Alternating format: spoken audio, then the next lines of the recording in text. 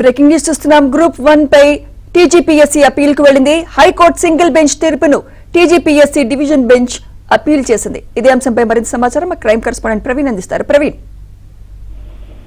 Group 1 వ్యవహారంపై ఇప్పటికే single bench ఇచ్చినటువంటి తీర్పును టీజీపీఎస్సీ డివిజన్ బెంచ్ లో అపీల్ కు వెళ్ళింది. గ్రూప్ 1 జనరల్ ర్యాంకింగ్ లిస్టును గతంలో రద్దు చేస్తూ సింగిల్ బెంచ్ తీర్పు ఇచ్చింది.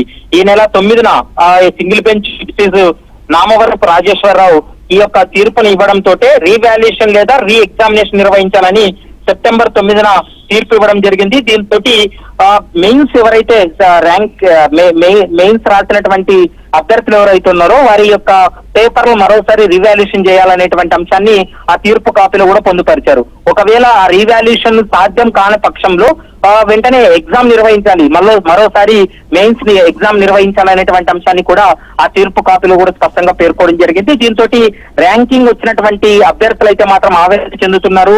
ప్రతిసారి కూడా ఎంతో కష్టపడి మేము ఎగ్జామ్ రాస్తే చివరి దశలో నియామక పత్రాలు అందుకునేటువంటి టైంకి ఏదో ఒక సందర్భంలో కోర్టుకు వెళ్లి అడ్డంకులు సృష్టిస్తున్నారనేటువంటి అంశాన్ని నిన్న వాళ్ళ తల్లిదండ్రులు కూడా మీడియాతో మాట్లాడినటువంటి సందర్భాన్ని మనం చూసాం. ప్రస్తుతం అయితే మాత్రం సింగిల్ బెంచ్ ఇచ్చినటువంటి ఉత్తర్వులను సవాల్ చేస్తూ టీజీపీఎస్సీ డివిజన్ బెంచ్ లో వాటిని అప్పీల్ చేయడం జరిగింది. డివిజన్ బెంచ్ లో రేపు ఇష్టయ్యేటువంటి అవకాశం అయితే కనపడుతుంది.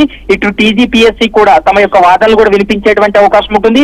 మరోవైపు ఈ వ్యవహారంలో ఇంప్లీడ్ అయ్యేటువంటి అవకాశం ఉంటుంది. ఎవరంటే సెలెక్ట్ అయినటువంటి అభ్యర్థులు ఎవరైతే ర్యాంక్స్ వచ్చాయో, మంచి ర్యాంక్స్ వచ్చాయో ఆ ర్యాంక్ వచ్చినటువంటి అభ్యర్థులు కూడా ఇంప్లీడ్ అయ్యేటువంటి అవకాశం ఉంటుంది. వాళ్ళకి జరిగినటువంటి అన్యాయం కావచ్చు, వాళ్ళకి జరిగినటువంటి పరిణామాలన్నింటినీ కూడా న్యాయస్థానం ముందు వాళ్ళ యొక్క వాదనలు కూడా వినిపిస్తారు. మరి సింగిల్ బెంచ్ ఉత్తర్వులను డివిజన్ బెంచ్ సమర్థిస్తుందా, లేకుంటే టీజీపీఎస్సీ యొక్క వాదనలకు ఏకీభవిస్తుందా, ఈ గ్రూప్ 1 వ్యవహారానికి సంబంధించి ఎలాంటి నిర్ణయం తీసుకోబోతుందనేది మాత్రం చూడాల్సినటువంటి అవసరం ఉంటుంది. Right, thank you Praveen.